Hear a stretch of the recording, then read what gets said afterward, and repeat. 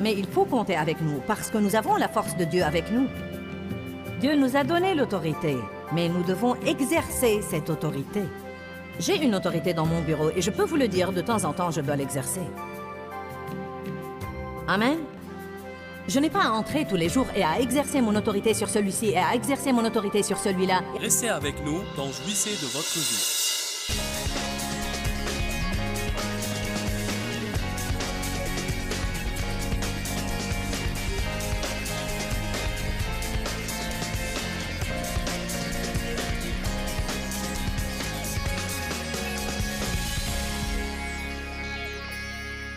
Bienvenue à la vie dans la parole. Je crois qu'aujourd'hui, vous allez apprendre des choses qui vont vraiment changer quelque chose dans votre vie et vous aider à jouir de votre vie de tous les jours. Aujourd'hui, je commence le premier enseignement d'une série intitulée « Croire en Dieu ». C'est si important d'apprendre à avoir une simple confiance et à croire Dieu. La Bible dit dans Jean chapitre 11, « Si seulement tu croyais, tu verrais la gloire de Dieu ». Et dans Hébreux chapitre 4, la Bible nous enseigne que c'est par la foi que nous entrons dans le repos de Dieu. Je veux que vous ouvriez votre cœur et que vous laissiez la parole de Dieu vous toucher pour que vous puissiez jouir de votre vie plus que jamais et être de meilleurs témoins pour le royaume de Dieu. Je fais là une série au sujet de croire Dieu. La puissance de croire Dieu. J'ai dit la veille que de merveilleuses portes de bénédiction s'ouvrent à nous à travers la foi. La paix et la joie se trouvent dans la foi. Ceux qui croient en Christ seront sauvés. La prière de la foi est exaucée. Il y a beaucoup de choses que la Bible dit de nous et nous devons libérer notre foi en elle. Nous devons dire « je le crois ». Nous avons dit la veille que la Bible dit que nous sommes morts avec lui, que nous sommes ressuscités avec lui et que nous sommes maintenant assis dans les lieux célestes avec lui. Être assis dans les lieux célestes évoque notre position de repos. Hébreux 4 dit que ceux qui ont cru, dit tous cru. Ceux qui ont cru entrent dans le repos de Dieu. Légalement et du point de vue position, nous sommes assis dans les lieux célestes avec Christ. Ce que je veux dire par là, c'est que légalement, c'est une affaire conclue. Jésus l'a payée. C'est notre position. Mais expérientiellement, ce n'est libéré dans notre vie que quand nous croyons. Et donc, il y a un lieu de repos pour nous. Ce repos de sabbat est pour ceux qui croient. C'est ce que la Bible dit dans le livre des Hébreux. Nous devons nous rendre compte que le repos est une force. Parfois, je crois que si nous nous asseyons pour nous reposer, nous sentons que c'est le moment le moins fort de notre vie. Nous avons tendance à penser que nous sommes forts quand nous sommes debout et en action. En fait, spirituellement, quand vous entrez dans le repos de Dieu, c'est la position la plus forte que vous puissiez avoir. Dieu le Père a dit à Jésus, « Viens maintenant, ton travail est accompli. Tu as fait ce que je t'ai envoyé faire. Viens et assieds-toi à ma droite jusqu'à ce que je fasse de tes ennemis ton marchepied. » Dieu a dit aux Israélites, « Gardez votre paix. Restez calme et je combattrai pour vous. » Romains 16, 20 dit « Et le Dieu de paix écrasera bientôt Satan sous vos pieds. » Si j'ai un problème au sujet duquel je veux que Dieu fasse quelque chose, je ne vais pas réussir à faire intervenir Dieu en étant bouleversé. Je ne vais pas réussir à faire intervenir Dieu en m'inquiétant et en essayant de comprendre les choses, en étant frustré, en luttant et en me livrant à toutes sortes d'œuvres de la chair qui sont mon plan pour résoudre le problème. Je peux bien faire certaines choses, mais je ne peux faire que ce que Dieu m'ordonne de faire. Si Dieu n'en est pas l'auteur, il ne va pas les finir. Nous commençons des choses et nous sommes fâchés quand Dieu ne les finit pas. Amen? Alors, si je veux que Dieu œuvre pour moi, à ce moment-là, je dois croire Dieu. Je dois dire, Dieu, j'ai ce problème. Je me décharge de mes soucis sur toi. Je crois que tu peux le régler. Moi, je ne peux pas le régler. Mais je crois que tout est possible à celui qui croit. Alors, je vais continuer à croire que tu peux faire ce que je ne peux pas faire. Je vais continuer à croire que tu peux prendre ma situation et la faire concourir au bien, bien qu'elle ait l'air absolument horrible en ce moment. Je crois que tu es un bon Dieu et que tu peux prendre n'importe quelle situation misérable et la faire concourir à mon bien. Je crois que le mal que Satan me dit de me faire, tu le changes pour mon bien. Je vais m'agripper à ça et je vais continuer à le croire. Je vais garder ma paix et rester dans le repos. En ce moment, quoi qu'il ne semble pas que quelque chose se passe, je crois que tu y œuvres. En ce moment, je crois que tu œuvres. Je crois que tu œuvres en moi. Je crois que tu me changes.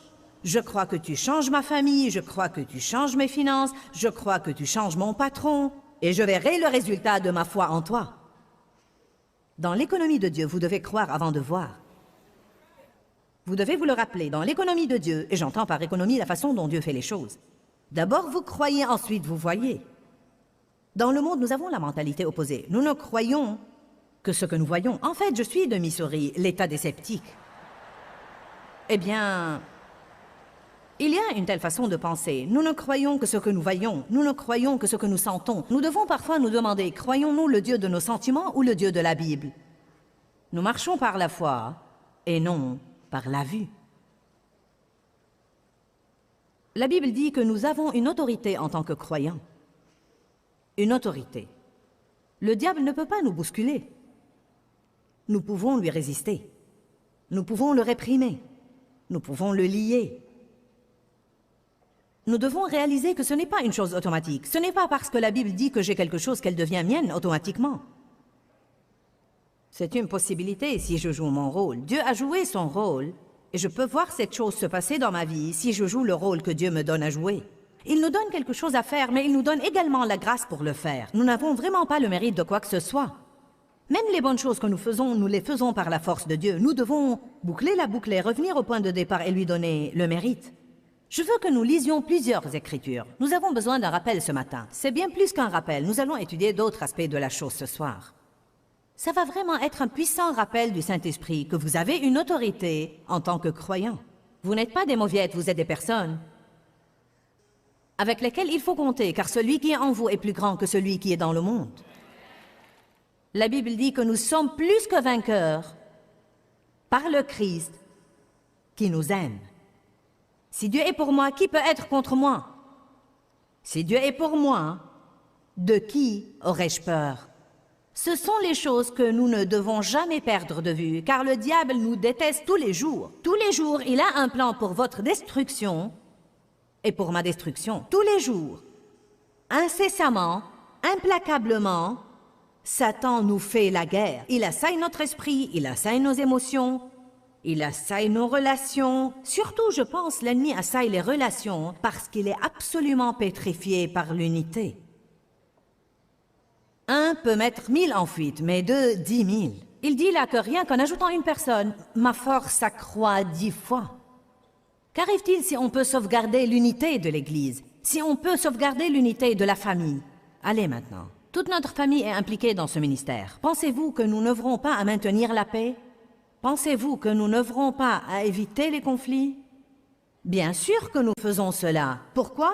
Parce que Satan nous déteste. Il déteste ce que nous faisons. Nous avons un ennemi. Nous sommes en guerre.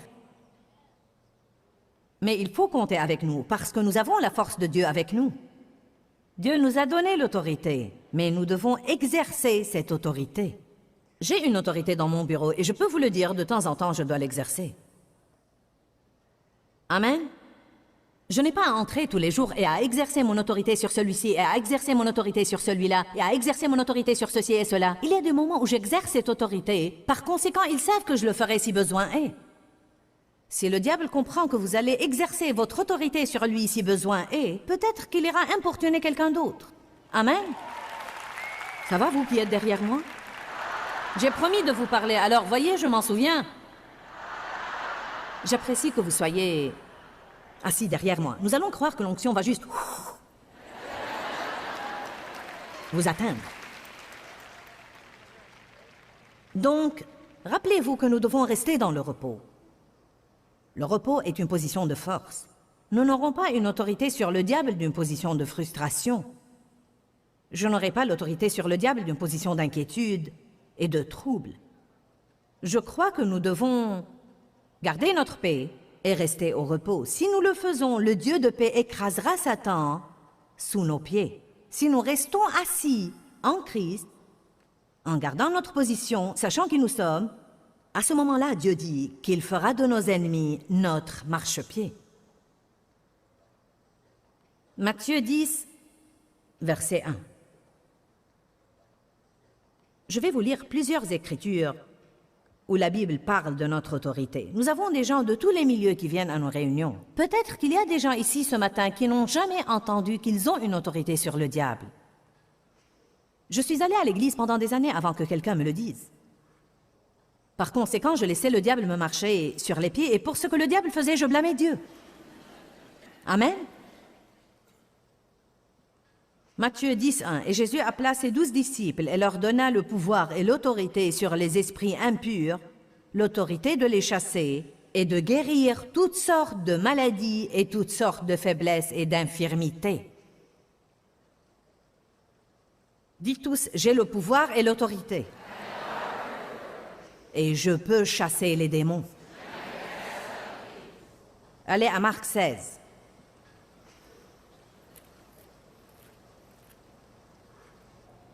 Vous devez comprendre que ce que Jésus a donné à ses 12, il s'attend à ce que nous l'ayons également.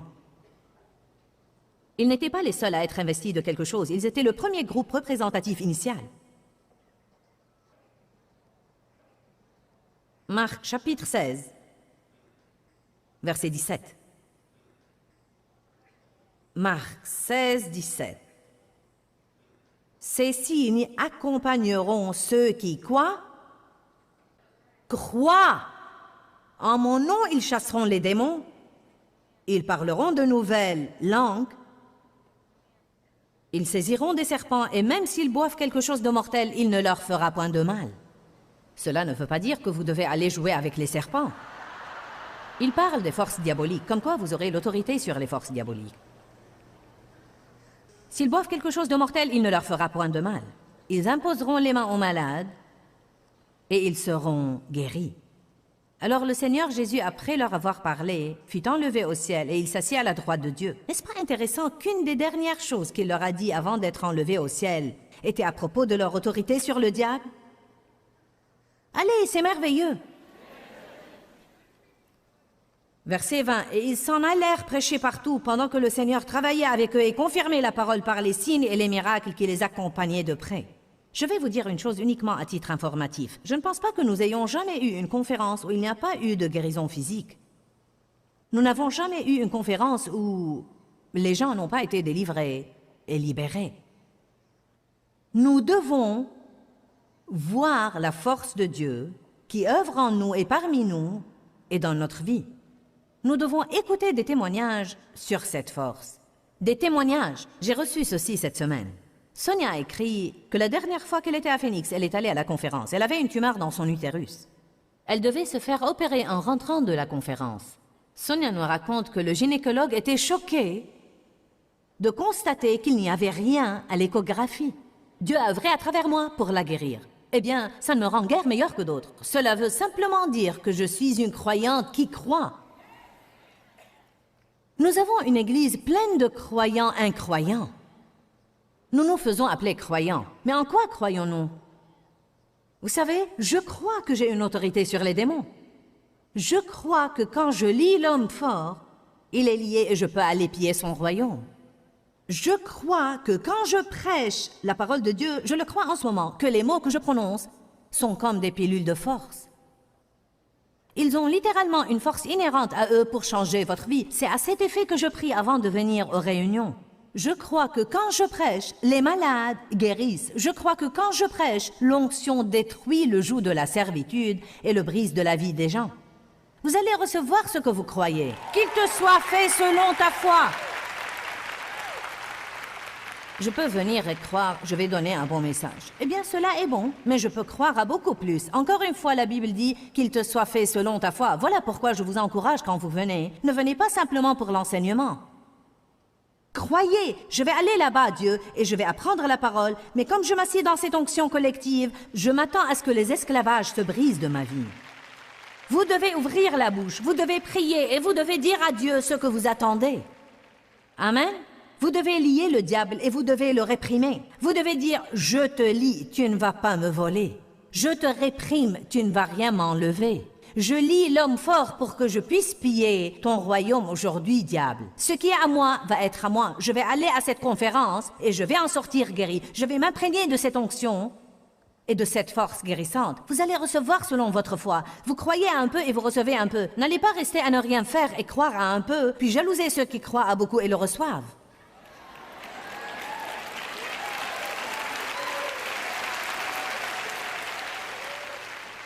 Que disons-nous? Si seulement ça m'arrivait à moi. On a besoin de ténacité, non de souhait. Amen. Jamelia a assisté à la conférence des dames en 2002 et a reçu le salut. Une semaine après la conférence, on lui a confirmé qu'elle a été guérie des calculs biliaires. Avant de venir à la conférence, elle avait fait des tests qui ont diagnostiqué les calculs. Elle a refait les tests après et elle était guérie. Aussi dans cette conférence, Dieu lui a donné la grâce et la force d'arrêter de fumer après 25 ans. Une série de miracles a commencé dans sa vie dans cette conférence. Le 14 septembre, son fils âgé de 16 mois a été sauvé de la noyade. Une malédiction de génération sur leur famille a été brisée. Allez, nous devons croire Dieu pour qu'il commence à faire des choses puissantes dans notre vie.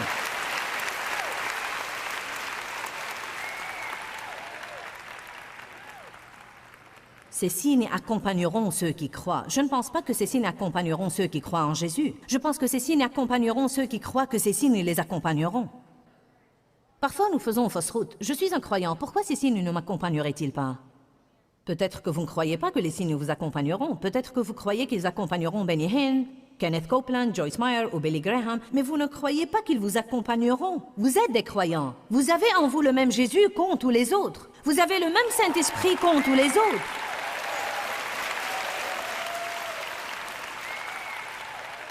Si vous pensez que vous allez ne rien faire et me donner tout le travail, alors vous vous trompez. Amen. Je suis grand-mère. Ah oui, petits-enfants, je ne veux pas faire tout le travail toute seule. Nous sommes censés former les croyants afin qu'ils aillent faire le travail du ministère. Je veux vous appeler et vous dire, venez chasser ce diable. Je suis fatiguée aujourd'hui. Ouh, alléluia.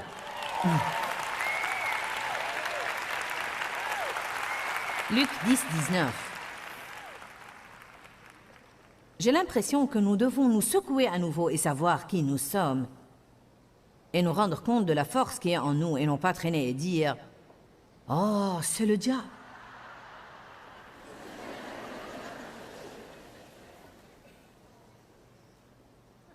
Voici, je vous ai donné l'autorité et le pouvoir. Non pas je vous donnerai, je vous ai donné. J'aime cette écriture. Voici, je vous ai donné l'autorité et le pouvoir de marcher sur les serpents et les scorpions, et je vous ai donné la force physique et mentale et la capacité sur toute la puissance que l'ennemi possède, et rien ne pourra nullement vous nuire. Il dit, je vous ai donné la force physique et mentale et la capacité de faire tout ce que vous devez faire. Je puis toute chose par le Christ qui me fortifie. Par conséquent, nous avons un langage dont nous devons nous débarrasser. Je ne peux pas. C'est trop difficile. C'est trop pour moi. Je suis débordée. Nous pouvons être débordés parce que nous nous impliquons dans beaucoup de choses dans lesquelles nous ne devons pas nous impliquer. Tant que vous faites ce que Dieu vous a demandé de faire, Dieu va vous donner la grâce pour accomplir votre mission. Je suis appelée à enseigner l'Évangile. Donc, si je me concentre sur ça, Dieu va me donner la force de faire ce que je dois faire. Afin de faire ce qu'il m'a appelé à faire, peut-être que je dois dire non à un tas de trucs que les gens veulent que je fasse et qui n'ont rien à faire avec ce que Dieu m'a appelé à faire. Maintenant, quelqu'un doit retirer un message de ça. M'avez-vous entendu? Je ferais mieux de le dire à nouveau. Nous avons tous une mission de Dieu. Tous. Non seulement moi, nous tous. Tous ceux qui nous regardent à la télé, tous, nous avons tous une mission de Dieu. Nos missions ne sont pas les mêmes, mais nous avons une mission de Dieu. Dieu nous donne la grâce pour accomplir notre mission. La grâce est la force du Saint-Esprit. Si nous nous concentrons sur notre mission et nous faisons ce que Dieu nous a donné à faire, nous aurons toujours la force pour le faire. Ce qui nous fait perdre les pédales, c'est les autres qui viennent et veulent que nous fassions un tas de trucs qui n'ont rien à faire avec ce que Dieu nous a assigné. Ensuite, parce que nous voulons plaire aux gens ou par crainte des gens, ou parce que nous sommes confus au sujet de ce que nous devons faire en tant que chrétiens, Nous nous impliquons dans un tas de trucs que Dieu ne nous a pas assignés. Cela épuise notre énergie et nous n'avons plus la force de faire ce que Dieu nous a donné à faire. Si nous voulons faire ce que Dieu nous a donné à faire, disons non aux choses auxquelles nous devons dire non et oui aux choses auxquelles nous devons dire oui. Nous pouvons tout faire par le Christ qui nous fortifie, mais ce doit être tout ce que Dieu nous a donné à faire. Amen.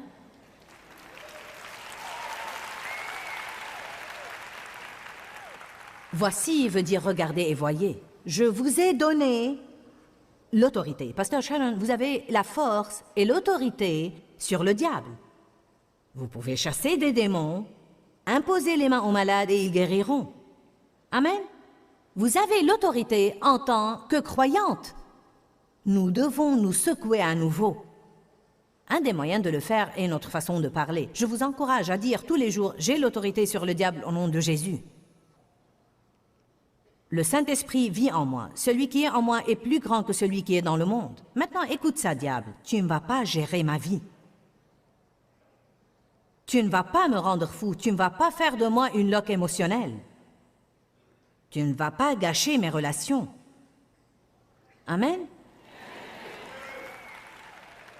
Nous sommes en guerre. Partout, il y a des guerres. Des guerres sur la terre, des guerres dans l'esprit, des guerres dans les pensées, des guerres dans nos émotions. 2 Corinthiens 10. Nous sommes des soldats dans l'armée de Dieu. La Bible dit qu'il n'est pas de soldats qui s'embarrassent des affaires de la vie civile. Faisons attention dans quoi nous nous impliquons. Gardons notre objectif et concentrons-nous sur les choses auxquelles Dieu nous a appelés. Même en essayant d'aider les autres, pour être franche, parfois le diable va exploiter votre cœur compatissant et il va mettre devant vous des gens qui épuisent votre temps. Mais le résultat final est qu'après 3 ou 4 ans à essayer de les aider, ils ne sont toujours pas aidés. La vérité, c'est qu'ils ne veulent pas être aidés. Le diable se sert d'eux pour vous détruire. Amen. J'ai décidé dans ma vie, juste ces 2 dernières années, je suis appelée à aider les gens et je veux aider les gens. Mais après une période de temps, si j'essaye de vous aider et que vous n'êtes pas encore aidé, alors vous savez quoi? Je passe à quelqu'un d'autre qui veut être aidé.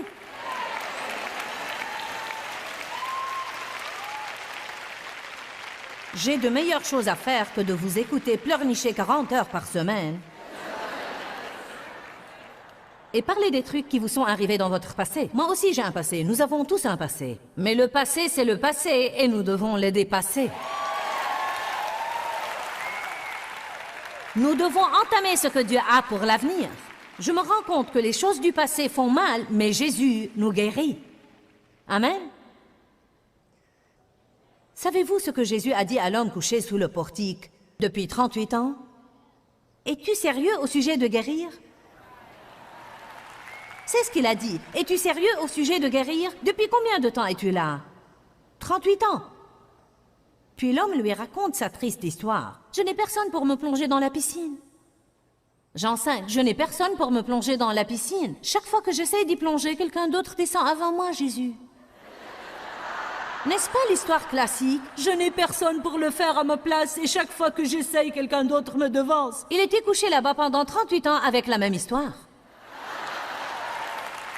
S'il avait eu la moindre jugeote au cours de ces 38 ans, il aurait sûrement pu se tortiller jusqu'au bord de la piscine. J'espère que vous avez aimé l'enseignement. Rappelez-vous que nous ne pouvons pas agir comme le diable, puis nous attendre à avoir l'autorité sur lui. Commencez à libérer votre foi par les paroles de votre bouche. Vos paroles sont puissantes. Laissez le diable savoir que vous savez qui vous êtes en Christ et que vous avez l'intention de marcher dans la victoire que Jésus est mort pour vous donner. Quand, Seigneur, quand? Dans ce livret, Joyce Meyer vous apprend à faire confiance au temps de Dieu. Pour obtenir ce livret gratuitement, écrivez-nous à Joyce Meyer, boîte postale 40095-6300, Larnaca, Chypre. Ou bien visitez notre site web www.joycemeyer.org/fr.